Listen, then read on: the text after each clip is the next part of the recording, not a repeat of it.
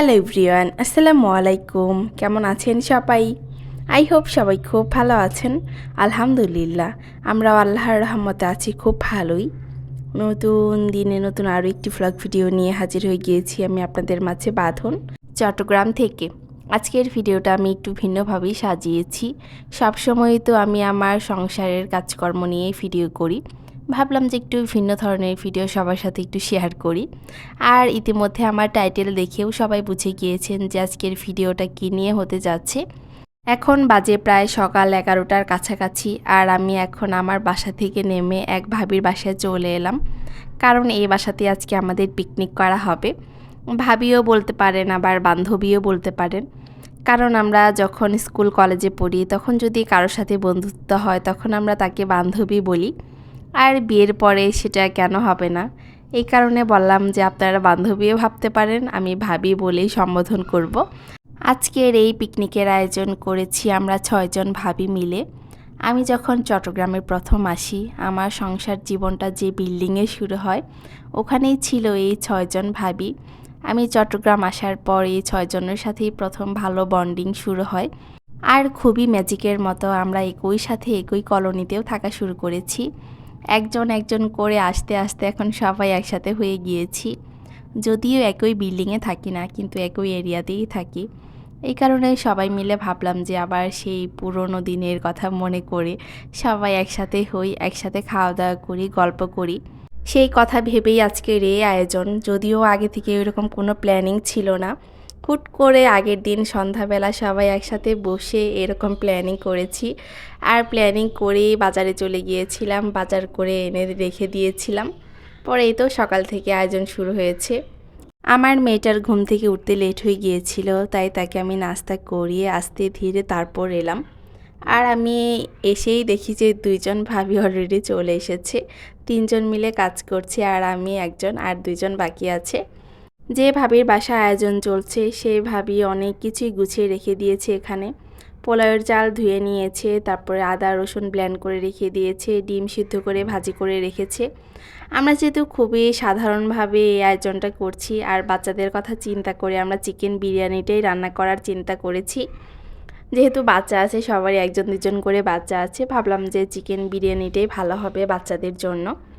আর কোরবানির ঈদ মাত্রই গেল, এই কারণে গরুর মাংসের প্রতি ওরকম কোনো আগ্রহী কারও নাই। চিকেন বিরিয়ানিটাই সবাই সাজেস্ট করেছিল।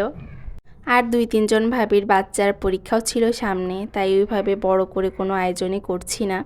আমাদের সামনে একটা প্ল্যানিং আছে, আমরা একটা ভর্তা পার্টি করব, কারণ বিরিয়ানি পোলাওয়ের থেকে ভর্তাটাই সবাই পছন্দ করে বেশি। এদিকে 2 জন মিলে রান্না বসিয়ে দিয়েছে, কে রান্না বসাবে এটা নিয়ে কিছুক্ষণ দ্বন্দ্ব চলছিল। পরে 2 জন মিলে রান্না বসিয়েছি, আর বাকি জন এখানে বসে বসে গল্প করছে। আমরা সকাল সকাল এসে হাতে হাতে সব কাজ করে তারপরে রান্নাটা বসিয়ে দিয়েছি। আমাদের কলোনির ভেতরে এক এক বাসা এক এক রকম। এই ভাবের বাসা 3 রুমের, একটা ডাইনিং, বাথরুম, ওয়াশরুম, তারপর হচ্ছে কিচেন, বারান্দা। এই কারণে একটু ছোট ছোট লাগে। আর আমাদের বাসা 2 রুমের, একটা ডাইনিং, এই কারণে অনেকটাই বড় স্পেস। এখানেও এসে আমরা সেই স্কুল কলেজ লাইফের মতো বান্ধবী পেয়ে গিয়েছি। আমরা যখন সবাই একসাথে হই তখন খুবই আনন্দ হয়, খুবই হাসাহাসি হয়, একদম লিমিট ছাড়া। এখানে যে রান্না করছি শুধু রান্নাতেই থেমে নেই, আমাদের হাসি আড্ডা চলছেই।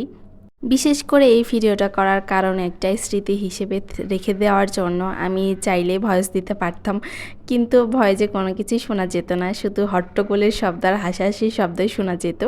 তাই ভয়েসটা, আমি রিয়েল ভয়েসটা স্কিপ করেছি, আমার নিজের ভয়েস দিয়েই ভিডিওটা ছাড়া হচ্ছে।